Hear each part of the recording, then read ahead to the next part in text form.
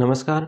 आज हम पढ़ेंगे क्लास 9 की पहली यूनिट संख्या पद्धति और इस यूनिट में हमें संख्याओं के बारे में पढ़ना है। तो सबसे पहले जो संख्या है वो है प्राकृत संख्या। तो जब भी हम वस्तुओं को गिनते हैं और गिनने में जो संख्याएं काम आती है उन संख्याओं के समूह को कहते हैं प्राकृत संख्याएं। जैसे ये कुछ पेन है, इनको गिनेंगे और देखेंगे कि कौन सी संख्याएं काम आ रही है। तो देखो, 1 pen, 2 pen, 3 pen, 4 pen, 5 pen. तो कौन सी संख्या काम आ रही है? 1, 2, 3, 4, 5। ये तो 5 पेन थे, इसलिए 5 तक आकर रुकी संख्या। अगर ज़्यादा होते तो क्या 6, 7, 8, 9, 10 इस प्रकार आगे तक ये चलती रहती। अब इनका जो समूह है 1, 2, 3, 4, 5 से 7 आगे तक, इनका जो समूह होगा इस समूह को कहते हैं प्राकृत संख्याएं और इसको n के द्वारा प्रदर्शित किया जाता है। ये आगे अनंत तक चलती रहेगी। अब मान लो ये जो पेन थे वो किसी ने छीन लिए, तो मेरे पास कितने पेन बचे? 0। तो प्राकृत संख्याओं का जो ये समूह था, इस समूह में यदि 0 को और शामिल कर दिया जाए तो नया समूह मिलेगा इस प्रकार का। ये 0, 1, 2, 3, 4, 5, 6, 7, 8, 9, 10 इस प्रकार ये आ गया था। तो ये जो नया समूह मिला, इस नए समूह को कहते हैं पूर्ण संख्याएं और पूर्ण संख्याओं को प्रदर्शित किया जाता है W से। अब मेरे पास 0 पेन है तो मैं किसी से क्या लूँगा? पेन उधार लूँगा। तो 1 पेन उधार लूँगा तो मैं 1 पेन का ऋणी हो जाऊँगा। 2 पेन उधार लूँगा तो 2 पेन का ऋणी हो जाऊँगा। अब इसको लिखेंगे कैसे? 1 पेन किसी से उधार लिया तो इसको लिखेंगे -1। 2 पेन किसी से उधार लिया तो लिखेंगे -2। 3 पेन किसी से उधार लिया तो लिखेंगे -3। इस प्रकार ये आगे तक चलते रहेंगे। तो ये जो हमारे पास पूर्ण संख्या थी, इन पूर्ण संख्याओं में इस प्रकार की संख्याओं को और शामिल कर लिया जाए। कौन सी संख्या? ये -1, -2, -3, -4, -5, ये आगे अनंत तक चलती रहेगी। तो इन संख्याओं को और शामिल कर लिया जाए। कौन सी संख्याओं में शामिल करना है? पूर्ण संख्याओं में। तो पूर्ण संख्याओं में शामिल करेंगे तो इस प्रकार का ये एक नया समूह मिलेगा। 0, 1, 2, 3, 4, 5, 7 इस प्रकार, इस तरफ भी अनंत तक चलती रहेगी और इस प्रकार यहाँ इस तरफ भी माइनस में भी ये अनंत तक चलती रहेगी। तो ये जो नया समूह में मिला, इस नया ये जो समूह है, इस समूह को कहेंगे पूर्णांक संख्याएं और पूर्णांक संख्याओं को प्रदर्शित किया जाता है I या Z के द्वारा। इसके बाद है परिमेय संख्याएं। तो परिमेय संख्याएं कौन सी संख्या होंगी? वे संख्याएं जिन्हें हम P बटा Q के रूप में लिख सके, अर्थात अंश बटा हर के रूप में लिख सके, जहां पर हर 0 नहीं होगा और P व Q पूर्णांक संख्याएं हैं। जैसे यहाँ पर संख्या लिखी हुई है 5/6, ये कौन सी संख्या है? परिमेय संख्या है। ये 0 नहीं है और ये दोनों जो संख्या है वो कौन सी संख्या है? पूर्णांक संख्या है। ये भी एक परिमेय संख्या है, ये भी एक कौन सी संख्या है? परिमेय संख्या है। इसी प्रकार 0/1 ये भी कौन सी संख्या है? परिमेय संख्या है। यहाँ पर हर 0 नहीं है, हर कितना है? 1। तो 0 नहीं है, 0 नहीं होना चाहिए हर, तो पहली इस बात की तो पालना करते हैं। दूसरी बात, P व Q पूर्णांक संख्या हो तो 0 और 1, 0 और 1 देखो ये दोनों कौन सी संख्याएं हैं? पूर्णांक संख्याएं हैं। इसका मतलब 0/1 कौन सी संख्या है? परिमेय संख्या। इसी प्रकार 1/1, 2/1, 3/1, 4/1, 5/1, 6/1 ये भी कौन सी संख्या है? परिमेय संख्या है। -1/1, -2/1, -3/1, -4/1, -5/1 इस प्रकार ये आगे अनंत, ये भी कौन सी संख्या है? परिमेय संख्या है। अब हम यहाँ पर एक चीज देखें कि ये जो सभी प्राकृत संख्याएं 1, 2, 3, 4, 5, 6, 7, 8 ये आगे तक, ये सभी की सभी कहाँ पर आ रही है? इन पूर्ण संख्याओं में आ रही है। कहाँ पर काम आ रही है? पूर्ण संख्याओं में। इसका मतलब ये हुआ कि सभी प्राकृत संख्याएं कौन सी संख्या है? पूर्ण संख्याएं। सभी प्राकृत संख्या कौन सी संख्या है? पूर्ण संख्या। इसके अलावा सभी प्राकृत संख्या कहाँ पर आ रही है? यहाँ पर भी आ रही है और यहाँ पर देखो, यहाँ पर भी आ रही है। 1/1 को क्या लिख लेंगे? 1। 2/1 को क्या लिख लेंगे? 2। 3/1 को क्या लिख लेंगे? 3। 4/1 को क्या लिख लेंगे? 4 इस प्रकार। तो सभी प्राकृत जो संख्याएं वो कहाँ कहाँ पर काम आ रही है? देखो, सभी प्राकृत संख्याएं यहाँ पर आ रही है, यहाँ पर भी आ रही है और यहाँ पर भी आ रही है। इसका मतलब ये हुआ कि सभी प्राकृत संख्याएं पूर्ण संख्याएं, पूर्णांक संख्याएं और परिमेय संख्याएं होती हैं। सभी प्राकृत संख्याएं पूर्ण संख्याएं, पूर्णांक संख्याएं और परिमेय संख्याएं होती है। इसके बाद हम बात करें पूर्णांक संख्याओं की।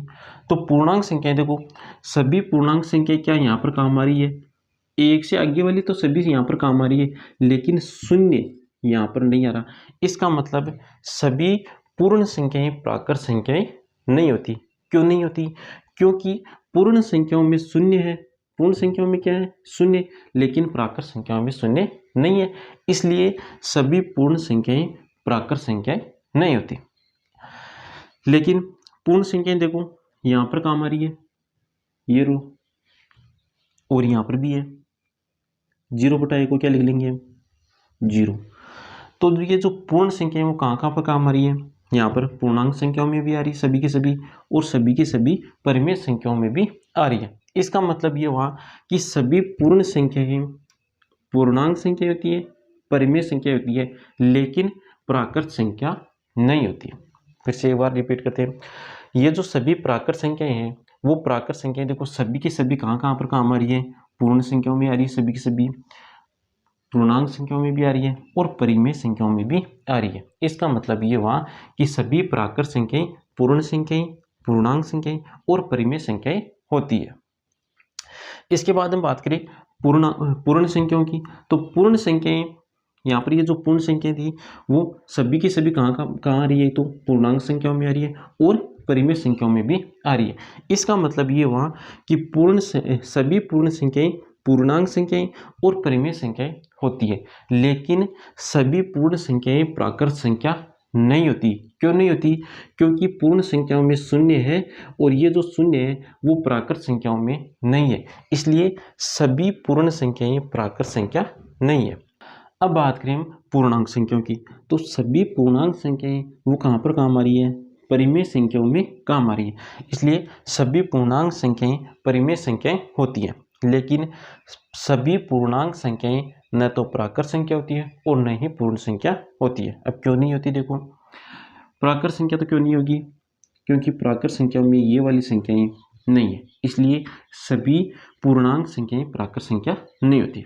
और पूर्ण संख्या क्यों नहीं होगी, क्योंकि ये वाली जो संख्या -1 -2 ये वाली संख्या किस में नहीं है, पूर्ण संख्याओं में नहीं है, इसलिए सभी पूर्णांक संख्याएं पूर्ण संख्याएं नहीं होगी। सभी संख्याएं होनी चाहिए, इस तरफ वाली संख्याएं इन दोनों में नहीं है, इसलिए पूर्णांक संख्याएं न तो प्राकृत संख्या है और न ही पूर्ण संख्या है।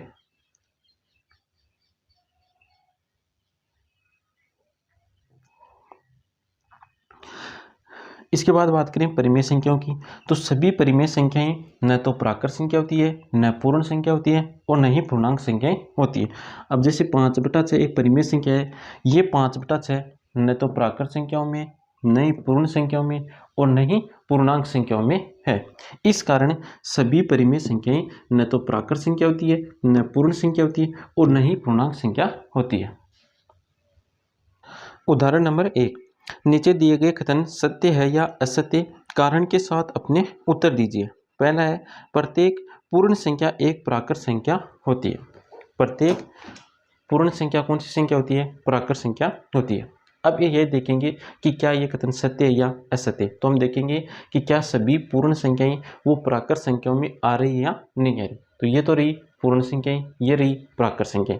अब देखो कि क्या सभी पूर्ण संख्याएं प्राकृत संख्याओं में आ रही, क्या नहीं आ रही है, सभी के सभी नहीं आ रही। कौन सी नहीं आ रही, ये जो शून्य है ना वो पूर्ण संख्याओं में तो है, लेकिन ये प्राकृत संख्याओं में नहीं है। इसका मतलब ये जो कथन दे रखा है वो कथन क्या है, असत्य। असत्य क्यों है, क्योंकि इसने दे रखा है कि प्रत्येक पूर्ण संख्याएं प्राकृत संख्याएं होती है, और यहाँ पर देखने से ये पता चल रहा है कि प्रत्येक पूर्ण संख्याएं प्राकृत संख्या नहीं होती। क्यों नहीं होती, क्योंकि शून्य पूर्ण संख्याओं में तो है, लेकिन प्राकृत संख्याओं में नहीं है। तो यहाँ पर ये कथन तो क्या है, असत्य, और इसका कारण क्या हो जाएगा, शून्य पूर्ण संख्या है लेकिन प्राकृत संख्या नहीं है।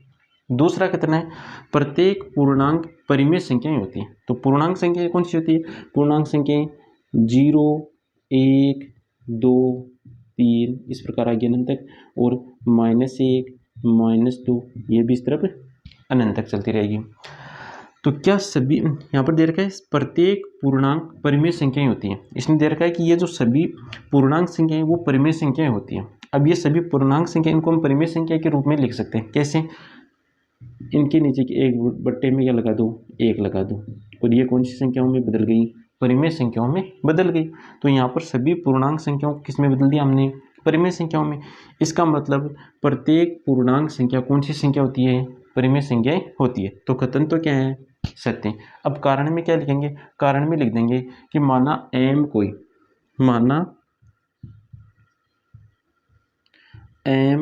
कोई पूर्णांक संख्या है, m कोई पूर्णांक संख्या है,